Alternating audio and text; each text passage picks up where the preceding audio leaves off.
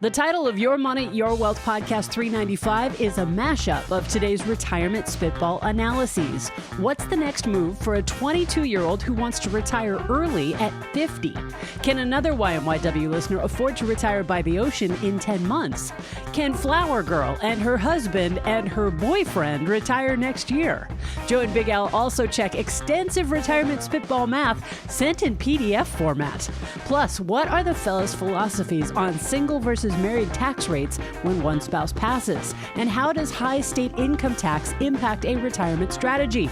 I'm producer Andy Last, and here are the hosts of Your Money, Your Wealth, Joe Anderson, CFP, and Big Al Clopine, CPA. Hey, I'm Nick. I'm 22 years old. I have $40,000 in my liquid savings. I have $25,000 in my Roth TSP. I was in active duty Navy, no longer, looking at rolling that over so I can put more money into it. Well, this isn't really my question. If you have any suggestions on how to roll it over or what to do with it, I'm all ears.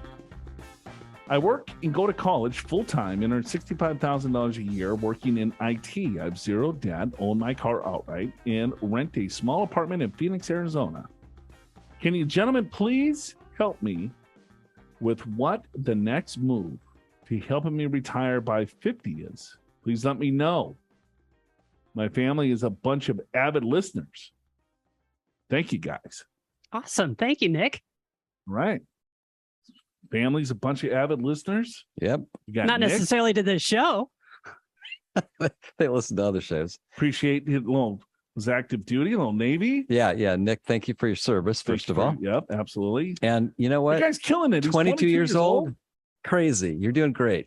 Without question. Keep it up. You got $40,000 in liquid savings. Plus, he's almost got $100,000. I know. $75,000. The guy makes 60. He's going to school full time. Did you have $100,000 at age 22? 22?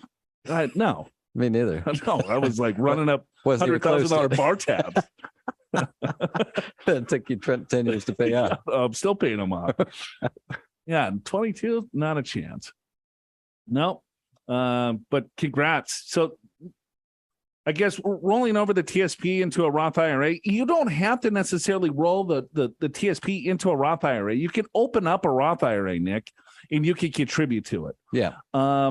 So the TSP is a really good account. It's very low in cost. If you want to make it simple, you might want to roll it to a Roth IRA. You can open one up at, Schwab, TD Ameritrade, Vanguard, wherever, right? Something where you feel comfortable with managing the money. So you can roll the TSP there, keep the TSP as is, and just open up a Roth IRA, and you can make contributions to that every year. Right. And at age 22, this is what I would tell my kids, and did tell my kids: you want to be in the market as opposed to in cash and bonds in this Roth IRA. So, and be globally diversified, low cost. So get a total stock market fund. Vanguard has one, so does Schwab and others. Get a total international fund and focus on equities because they're going to grow more. They're going to be more volatile, but over the next 28 years, they're going to produce the rate of return that you're looking for. Yeah. And I would try to save 20% of your income. That would get you probably to retirement at 50. Yeah. Especially starting at 100. Yep. Yeah. So that would be the goal, trying to save 20%. And if you can do that, then trying to save a little bit more, then you're going to, have some optionality. But congratulations, Nick. Thank you and your family for being avid listeners. All right. We got Joe from Sacramento, California writes in. He goes, I'm 54 years old. And I work for the state of California. I want to retire next year in June when I turn 55. I'm married with one 15-year-old child. Wife is 51 and will retire when she's 54. I have a pension that will bring in $70,000. Wife has a pension that will bring in $30,000, but not until she's 60. I have a few years with no cash flow. I have $600,000 in my 401k. Wife has $900,000 in the TSP. I have $170,000 in Roth.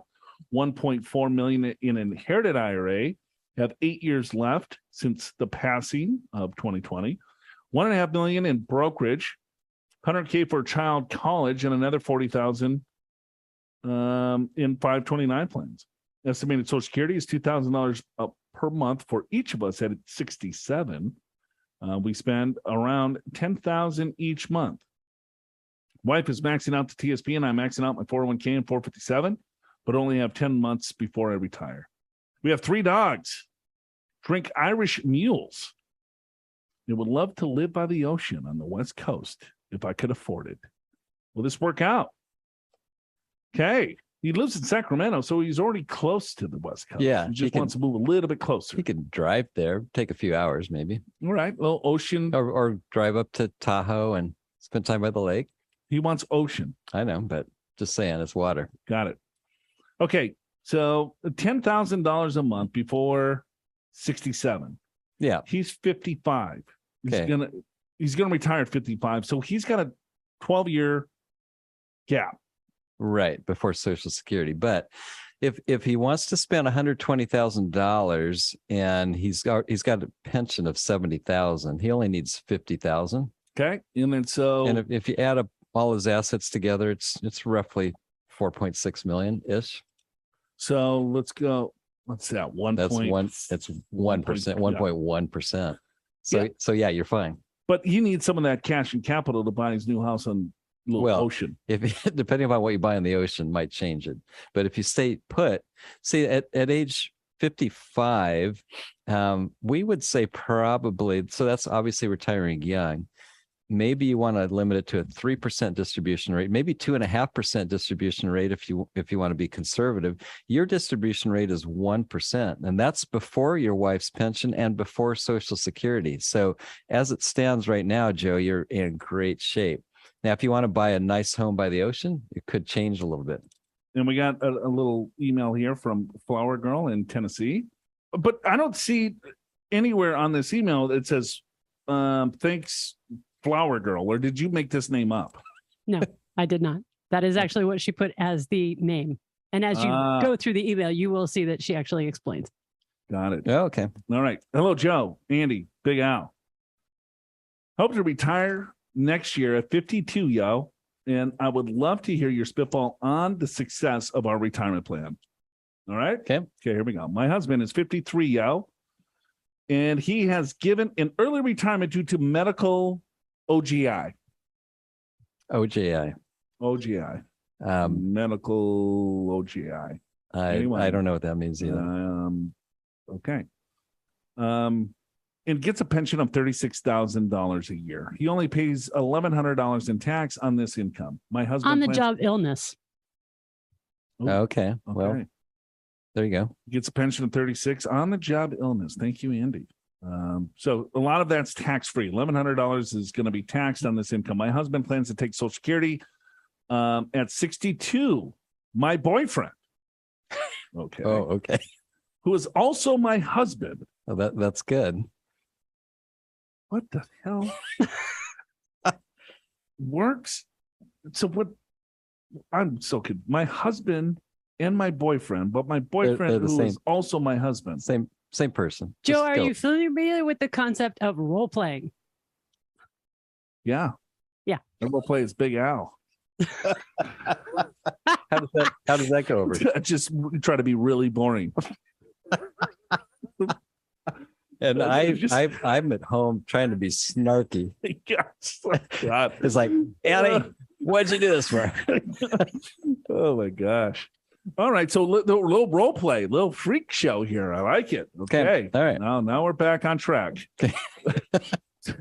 Works as a part-time gig making $14,000 a year. So he can take me out to dinner, dancing in lemon drops. He likes Coke and Jack. Okay, I've never heard it like that before. My husband likes homemade wine and moonshine.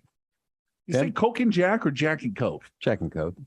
Unless this is her boyfriend, and they've got a really exciting relationship. So yes, it's super exciting.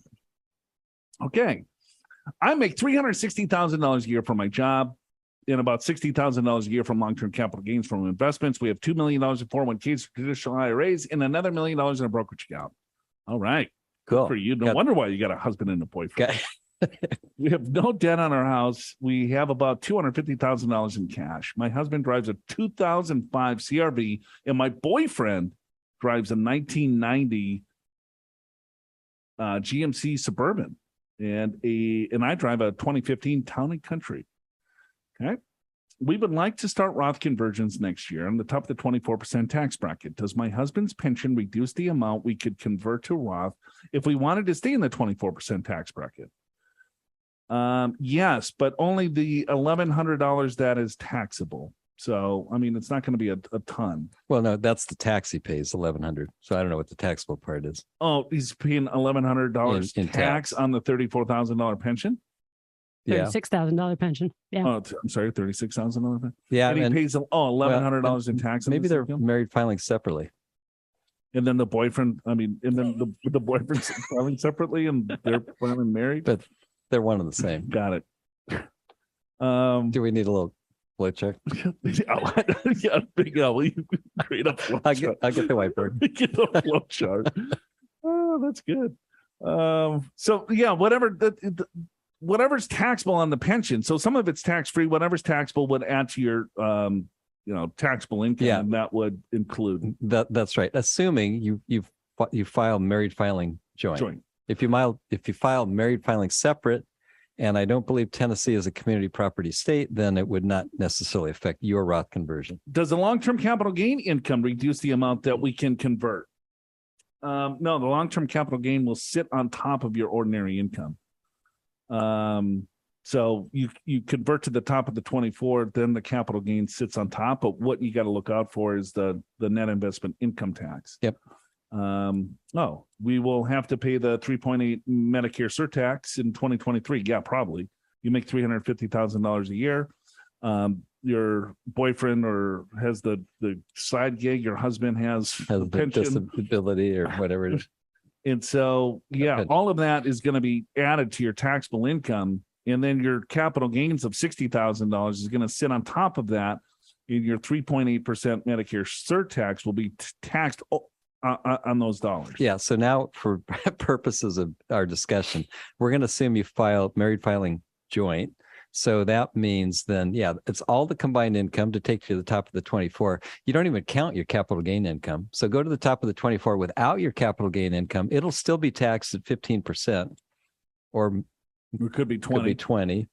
You will have to pay the net investment income tax. That's 3.8%. That starts when your adjusted gross income, modified adjusted gross income, is over $250,000 as a married couple, which sounds like you'd already be there. Yeah. So any dollar over 250 would be subject to the surtax. So if you're already making 350,000, then 100% of that capital gain would be subject to it. Yeah. But it's that 3.8% is only on capital gains, interest, dividends. We will pay our bills with our husband's pension, my boyfriend's side gig, in $20K from cash. Health insurance is included in the medical retirement for the family. The conversion income tax payments will come from the brokerage account. Okay. I plan to become a flower girl or a flower child next year. Oh. And bring in no significant income. Strictly a kept woman. I may even get a tattoo. I always wanted one of those. You go, flower girl. Flower child. We have 2 grown unmarried children, a naval officer and a college student. We have a 529 for the college student. And if he goes to grad school, well, he's on his own. When he graduates, I'm burning the apron strings and running away with my boyfriend. The kid will need to cut the grass and keep the dog until we return, whenever that is. Cool. All right. We don't care to leave anything to our kids, as we plan to spend every dime and bounce our last check. They can have the house as the inheritance, as it's worth about $800,000 in today's dollars. I plan to take SSI at FRA. What are we missing? Are there any taxes we are missing? Thanks for your spitball. Love, peace, in chicken grease. Love, peace, in chicken grease. It rhymes. I think that is the most unique, unusual email we've gotten today. Yeah. Today. Today. I mean, since the inception. We got boyfriends, husbands, chicken grease, flower child. Yeah. Remember, we got a call once from somebody that said, knowing that the world is going to end in 2 years, how should I invest? Yeah. I remember that one. Yeah, those were kind of yahoos. This was creative and fun. It was good. Yeah. Sorry if I butchered it as I read it because I was shocked of what I was going to read next. What is she missing? I mean, they make a ton of money. She's 52 years old. Husband's 53. Unfortunately, he got a little injured on the job. He's got some pension there. He's going to take, so they're super young. Right. And so they got to bridge some gaps. She's going to work. I don't even know when she's going to turn into a flower child. At 53. Next year. 52. I plan to become a flower child next year and bring in no significant income, strictly as a when woman. she retires. Oh, okay. So, but did she tell us how much money that they're making or spending? Well, I don't think so. That's what I'm checking because we kind of need that. They said they're going to pay their bills with the husband's pension, the boyfriend's side gig, and $20K or so from cash. So the husband's pension is $36,000. 36 plus Boyfriend's side gig is $14,000. Okay. And then $20K for cash. So 50. So they're spending like 70, I guess. So 20,000 is what they're going to be taking from their investments. Yep, and they got 3 million. Yeah. Is that math worth? That math is just fine. Yeah. They already got 529 plans for the kids, and we got a naval officer, we got a little grad student that's going to be on their own. Yep. Can't wait to see the tattoo. Right. What do you think it's going to be? Any flower. Idea? A flower. Sure. What do you think, Andy? I'm definitely going with flowers. She's calling herself Flowergirl, Flower Child, and she's wanting to get a tattoo and be a kept woman. Yep. She'll get a tattoo just like mine. Big flower. Daisy? Is it a daisy? It could be. Could do that. Whatever kind of flower she likes. Or Tennessee. The orchid? Could be. Okay. Flowergirl, if you need a recommendation for a tattoo artist, let me know. Listen, don't Google your way to your golden years when making those plans to cut the apron strings and run off into your retirement sunset. This week on the Your Money, Your Wealth TV show, Joe and Big Al help you separate the facts from the fiction and ignore the hype that's telling you which stocks will make you rich and the minute-to-minute headlines about the market. Click the link in the description of today's episode in your podcast app to go to the show notes, watch the show, and while supplies last, reserve your free copy of Ignore the Hype, Financial Strategies Beyond the Media-Driven Mayhem. That's the latest book from Pure Financial Advisors Chief Investment Officer, Brian Perry, CFP, CFA. Get yours now in the podcast show notes. Answering your money questions. And in this case, we are answering a full novel. This spans pages. It's like, Jim, settle down. He goes, hi, Andy, Joe, and Big Al. Sorry, this is a bit long. I also attached a PDF in case the email blows up. Anytime you got to send a PDF, Jim, it's a little too long. Just FYI, it's a little too, just a little rich. All right. All right. I'm going to bust through this as fast as I possibly can. Okay. And still give good answers. Yeah. Good spitball. Great spitball. He's going to use his superpowers today. Yeah. Okay. Yeah, we will. Dear Joe, Big Al, and Andy, I'm a relatively new listener and love the show. Okay. Well, now you know not to send us a novel. The weekly podcast makes the drive to work in Chicago highways a learning experience and enjoy the humor as well. Great information. Looking forward to future episodes. I'm nearing retirement and have had several portfolio reviews in the last year. Each opinion offered different views regarding RMD, insurance, and investment vehicles, spend down strategies, et cetera, et cetera, et cetera. Given the conflicting info, I'm wondering if you could give me a spitball assessment on the following questions. Yeah. So he's actually going to other advisors, paying them, and getting different advice. And then he's like, well, you know what? I should send a PDF file that it is so large that can barely get through the internet airwaves. So Joe and Big Al can spitball this for him. Okay. Well, we'll give it our best shot. All right. Well, we have RMD tax issue as the advisor insurance agent states based on their Monte Carlo simulation. Some say we will, others no. In the last 2 years, I converted $60,000 annually to Roth from deferred, keeping us in the 22% tax bracket and below the IRMA threshold. Some say convert up to 24% or $330 to knock down the RMD threat and just pay the Medicare upcharge. Okay. No idea, Jim. He did say his financials are at the very end of the question. Oh, so you'd have to go to the next question. Jim. Jim, I know you're a new listener. You start there. Okay, we'll put a pin on that one. Come back. Okay. Insurance. Okay. They say rather than Roth conversions, use withdrawal tax to fund life insurance which will act like a bond percentage of your portfolio while instantly providing $1 million in coverage plus increasing cash value guaranteed 2 to 3% per year. Yikes. Yeah, get rid of that. That's a strategy, but Roth would provide tax-free gains, but no coverage. Additionally, the insurance would not be subject to the stretch 10-year payout rules. Yeah, because it's paid out 100% in year one. Yeah, there are advisors that recommend that, and typically they're the ones that make commissions Correct on that product. Okay, considering our situation, what is a good spend down strategy? Some say use the taxable investment brokerage account first, then Roth, because there isn't any tax burden. We will pass the 5-year test, then tax deferred last. So what spend down looks good for us? Or might one strategy work until 70 and shift to another? I'm assuming our AGI and tax rates will be more in retirement. Okay, so Jim, your spend down strategy is not non-qualified, then your RMD, and then tax-free. The whole purpose of doing conversions and getting yourself diversified from a tax perspective is that you probably want a blend of all to keep yourself in the lowest tax bracket possible. Because what happens when you take from, let's say, your brokerage account that's taxed at a capital gains first. So you're taking that money out and letting your deferred continue to grow. And then all of a sudden you have RMDs, you're out of taxable investments in most cases. And then so most of your income is going to be taxed from the retirement account that's all ordinary.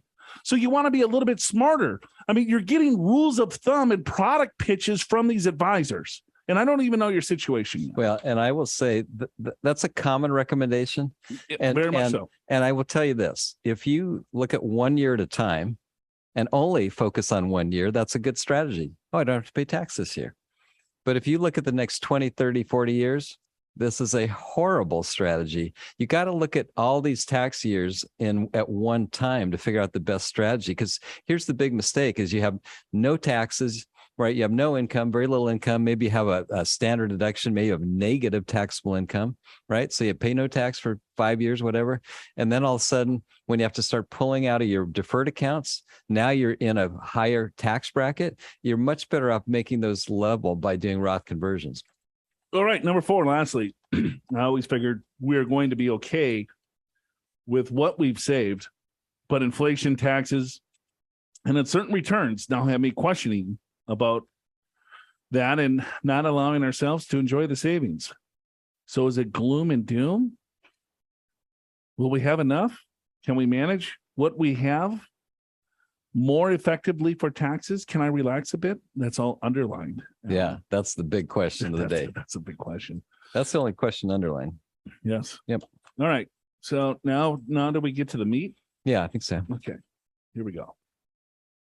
My wife will be 66 this year and currently draws Social Security, and I'll be 64, planning to work until 65, longer or part-time as needed, and wait until 70 for my Social Security. At 70, we expect to earn $40,000 a year gross with $35,000 net from Social Security. I currently earn $75,000 a year gross, and my wife $26,000 a year gross. Of that, we average $78,000 take home or $6,500 a month. Unfortunately, our expenses typically exceed that amount by about $1,500 a month due to home improvements, making our annual needs, etc. Our total investments include tax-deferred 401ks and IRAs of $2.7 million, Roth IRAs of $354, and brokerage account of $200,000, mostly money market. The latter I tap to make up the shortfall when we overspend the income, and it was how I was going to pay myself from 65 to 70. We still have a mortgage at 3.6% for another 20 years. So I did the math spreadsheet. I hope it's right. My assumption formulas include 2.5% inflation, a 5% return, and the Roth and tax deferred accounts. The brokerage account, which is our emergency fund, slowly erodes with inflation. The math is all based on my age and joint balances show. Our annual expenses climbing from current $96,000 a year to $120,000, age 70 to $150,000 a year at age 82, and $200,000 at 92, based on 2.5% inflation. Our max RMD will hit $154,000. We will come at age 89, and our balances will be $1.7 million tax deferred, $660 in Roth, at brokerage $117 brokerage. I'm sorry. This is all based on RMD withdrawals only, not withdrawals to help us get by. Maybe the Spitball will show how, where to fund the shortfalls, so the above figures are a starting point.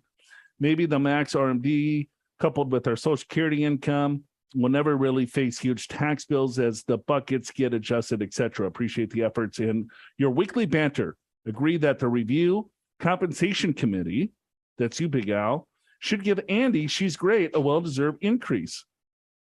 Look at this guy. Yeah, that was, what episode was that? 396 at 27 minutes in. I drive a 2017 Nissan Titan, and I've been known to suck down a Frosty Sierra Nevada Atomic Torpedo. Double IPA. Oh, that's a serious beer. Yeah, on the patio while throwing the ball to our 3-year-old golden retriever, Thor. Thanks again, Jim. All right, very cool. Thanks, Jim, for the question. Appreciate you writing the novel. First thing you got to do is add up your assets just to make sure that you can retire. Yeah, so I get about 3.2 million. All right, so you got 3.2 million in total assets. And then you want to spend roughly, what, $100,000 a year? Yeah, he says 96, whatever. Okay, minus the 26,000 from his wife's Social Security. Yeah, so you need about 70,000 from the portfolio. Okay, so he's making that right now as an income, but when he retires, that income's going to go away, and now he needs to start taking dollars from the overall portfolio. Correct. So you take your shortfall. Maybe it's higher some years. Maybe you want to spend 150 one year because you want to go on more vacations. You got more home improvements. Some years you might spend 80, right? But this is a rule of thumb just to make sure that you're kind of on track. So the first step is to add up all of your assets, look at what you're spending minus the fixed income that's coming in, and find your shortfall. So the shortfall is 75,000. You divide the 75,000. That's the shortfall that needs to come from your portfolio into the total portfolio, which is what percentage? Yeah, call it 3.2 million. Let's call it 2.3%. Okay. So off the cuff, you're looking at, all right, hey, this looks okay. You're about under 3%. Now you could probably do this. Yeah. And at age 65 and 66, let's see. He'll be 64. Not sure about his wife. Wife will be 66 this year. You could probably do 4% distribution rate. And so you're fine. You got cushion here. So from a cash flow perspective, are you overreacting? Not necessarily, because you're close, right? We have volatile stock market. If the market drops quite a bit and you're pulling money from the overall accounts and you don't necessarily have a strategy, I can see why you're meeting with hundreds of advisors and writing this novel. Yeah. Something else to consider is we often say 4% is a good distribution rate at age 65 when you're retiring, but that's prefaced on you staying invested. And so some people think, I can just take 4% out of my savings account.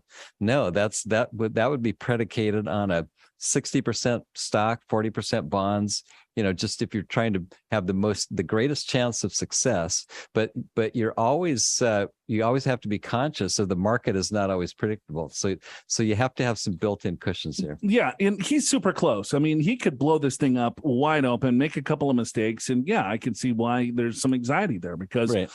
You have a paycheck now. Now you got to replace the paycheck with your overall investments. Do you have enough? We think, yeah, you're pretty close. Second step then is to look at how are you going to create the retirement income long term, and what is the tax liability going to be on that retirement income? Because if you can save money in taxes, then that money is going to continue to stretch for you. Correct. Yeah. So then he starts talking to advisors to say, all right, well, I got $2.7 million in this retirement account. Should I be looking at Roth conversions? And the answer is probably yes. But you don't have a lot of liquidity to, one, pay the tax, and to two, live off of as you're converting. So when you look at 2.7, Alan, and he's 64 years old. Yep. So let's just fast forward 10 years. So let's say this 3 million is 5.5. Yeah. Or even 5, just to make it simple. Okay. So your required distribution at 72 is going to be $200,000. Right. He's going to have about $50,000-$60,000 combined of fixed income. Yeah. So it's just, his 35 to 30, 26. Yeah. About about 60. Okay. But that's not including the distributions that he's taking along the way because he needs to live off of this over the next 10 years. So it's going to be a little bit lower. Probably. So let's call it 4 million. Okay. Fair enough? Yeah, good enough. All right. So 160,000 plus that, let's call his taxable income is going to be roughly 200 grand. Yeah. 200 minus standard deduction. So at 200,000 or anywhere between 180 and 220 is going to be where he's going to fall. Yeah. As a married filing couple, what tax bracket will he be in? Yeah, that's 24%. So that's why you're getting the advice to convert to the 24% because the 24% will turn to 28% potentially. You could fall into alternative minimum tax and so on and so forth. So you're buying the tax cheap today, but I don't know if he needs to go full bore all the way up to the 24% tax bracket because the 24% tax bracket is huge. It is huge. It goes up to over $340,000 for 2022. And the thing is that you have to look at your cash flow.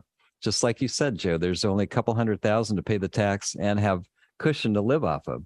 Right. So anyway, you have to be sensible with all these things together. So you would want to look at, is that, yes, conversions make sense, but it's not like go to the top of the 24 because if he converts up to 300,000, right, over the next several years, his RMD might be very little. And all of a sudden now he's in the 15% tax bracket. Yeah. And you pay tax at 24 when you're in the 15. So there's a balancing act here. You have to run some tax projections. You have to look at the numbers.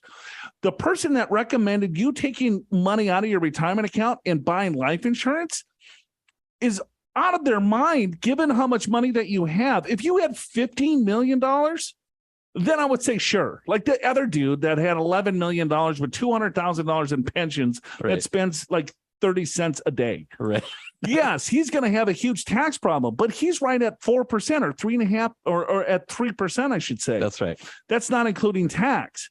So I don't know if you want to give your cash flow away to a life insurance contract that, the death benefit's going to go tax-free to the heirs, but that money's gone. You might need it for long-term care. You might need it for additional expenses. There's all sorts of different things. Yeah, I agree with that. I would not do that myself.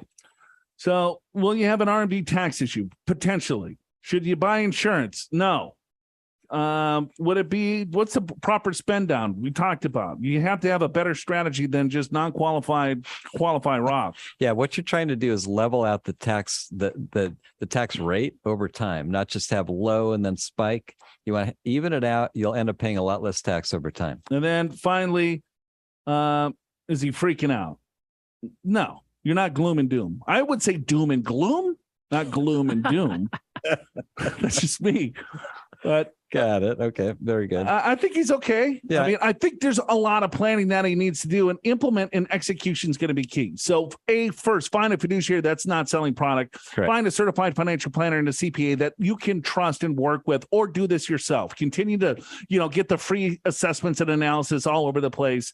And then finally figure out the strategy. The biggest thing is that now he's got to create the income from the portfolio, and he's got to be disciplined and consistent with the overall strategy. As things will change in the market, things will change in tax codes, things will change in his life, and he's got to be able to change with that.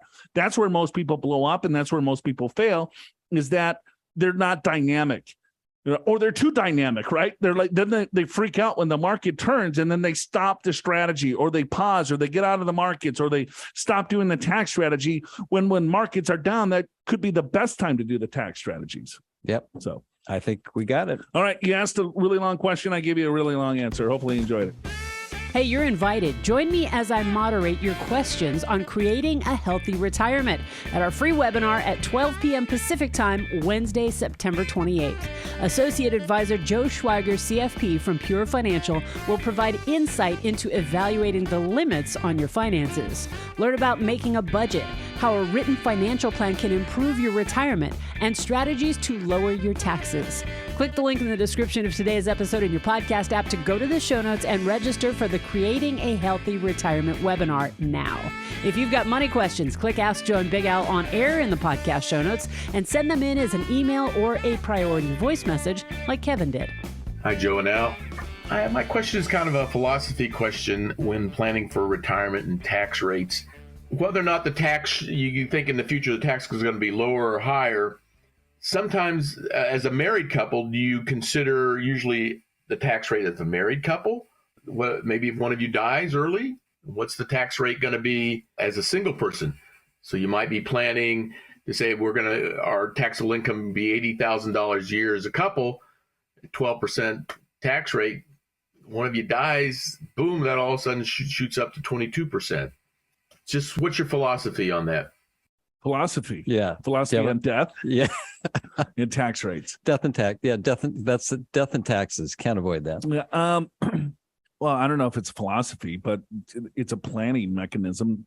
And I think he's right on it. It's called a widow's tax is what he's referring to. Exactly. And so when you have, let's say, retirement accounts that you have required distributions, maybe it's a pension, maybe it's whatever fixed income that you have.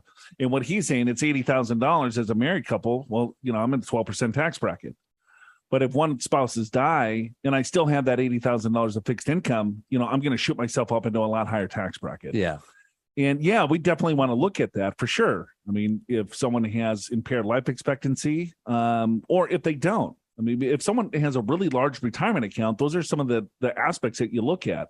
If one spouse dies, what is the tax going to be?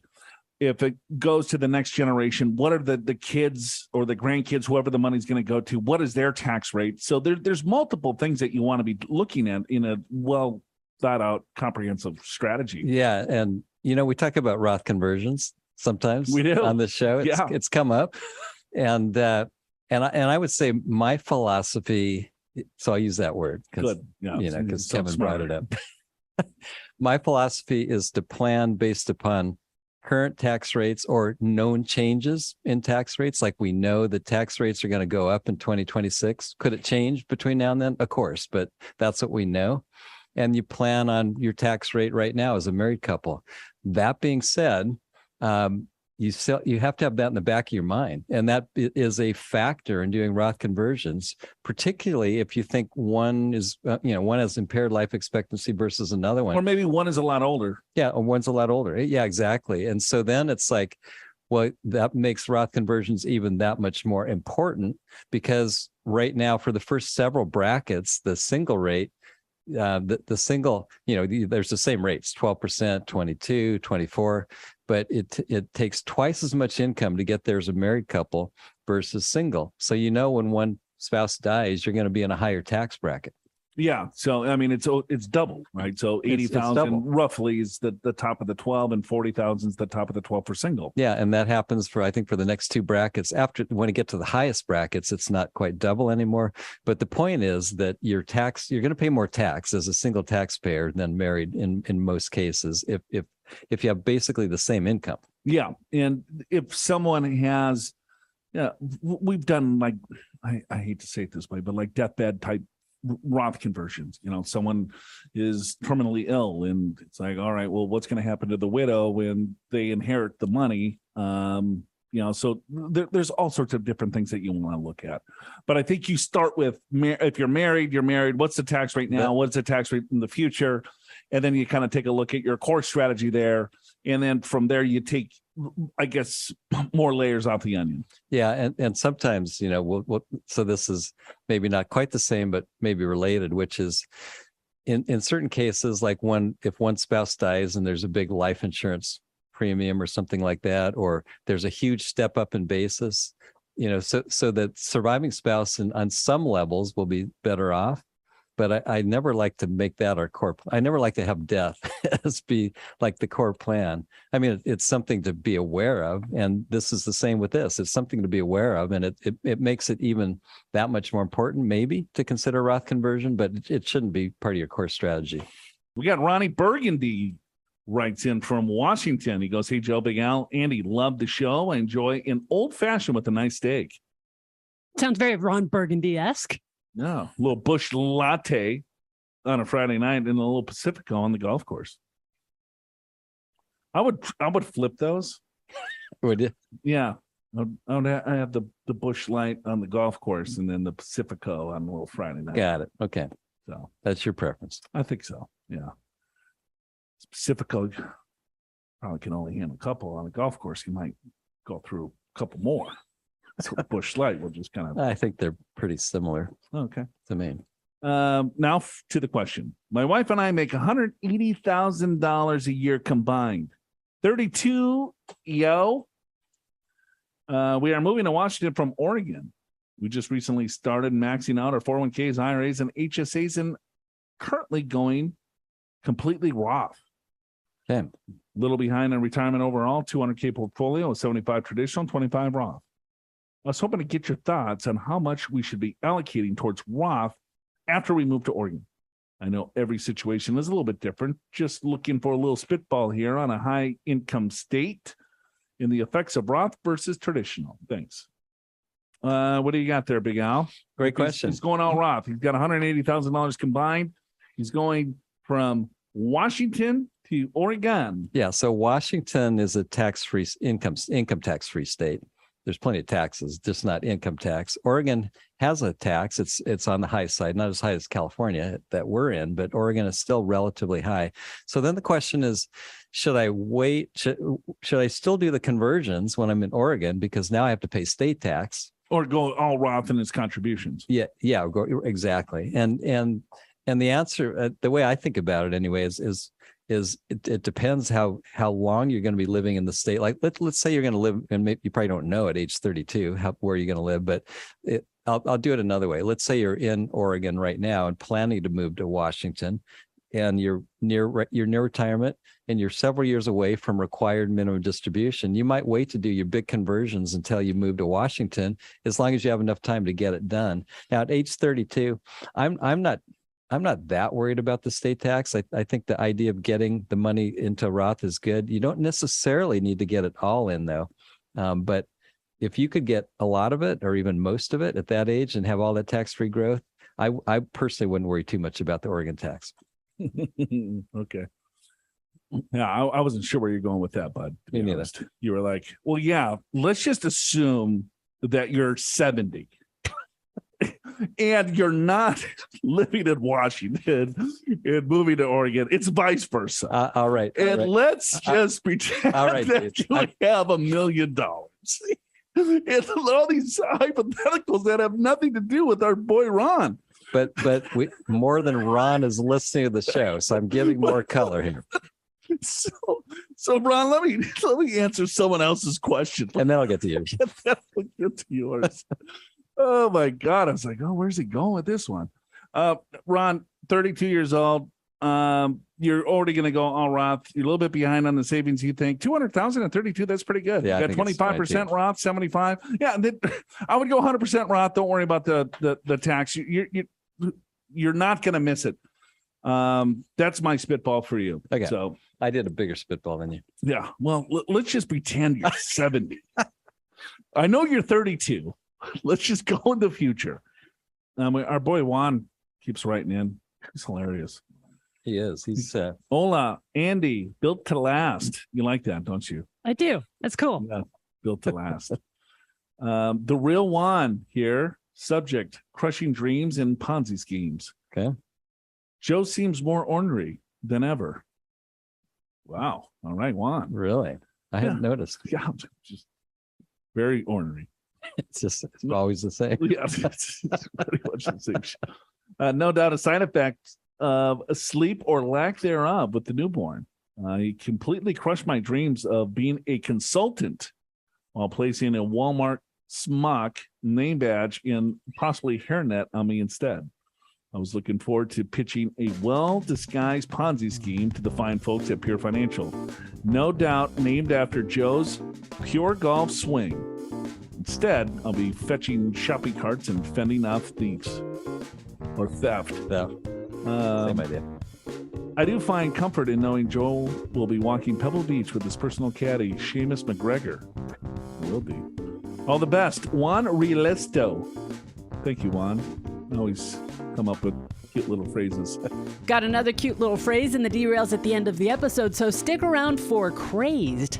Your Money, Your Wealth is presented by Pure Financial Advisors. Click the Get an Assessment button in the podcast show notes at yourmoneyyourwealth.com or call 888-994-6257 to schedule your free financial assessment at a date and time convenient for you, no matter where you are in the country. Chances are one of the experienced financial professionals at Pure will be able to identify strategies to help you create a more successful retirement. Pure Financial Advisors is a registered investment advisor. This show does not intend to provide personalized investment advice through this broadcast and does not represent that the securities or services discussed are suitable for any investor. Investors are advised not to rely on any information contained in the broadcast in the process of making a full and informed investment decision. As it stands right now, Joe, you're in great shape. Now, if you want to buy a nice home by the ocean, it could change a little bit. It will change. Unless he wants to be like Mel Gibson style. Mel Gibson, what do you mean? Lethal Weapon. He lives on a trailer in the beach. Oh, okay. Never seen that movie because it has violence in it. No, I've seen it. I mean, so I saw it 20 years ago. I don't remember that Mel Gibson lived in a trailer. But you have a photographic memory for movies, and I congratulate you. I do not. I can't even remember the name of the movie the next day. And you've never seen... Help me out. Just like Al, I've seen it a long time ago, but I don't really remember. Sorry. I You're on remember. See, Aaron knows because he lives in one of those. It registered with him. Yes. I remember he was crazed. He was crazed? Mel Gibson. What like he was crazy? He was a crazy good guy. He was crazed. Yeah. What's wrong with that word? I think I've ever used that in a sentence. Well, now you have, because you repeated my sentence. He was crazed. Oh my God, that's great stuff. Yeah, you can use it now. I won't even charge you. Oh, crazed. All right. All right. Gotta take Strangest things get you going, Joe. Oh, well, that's funny. You gotta take a break. Show's called Your Money, Your Wealth.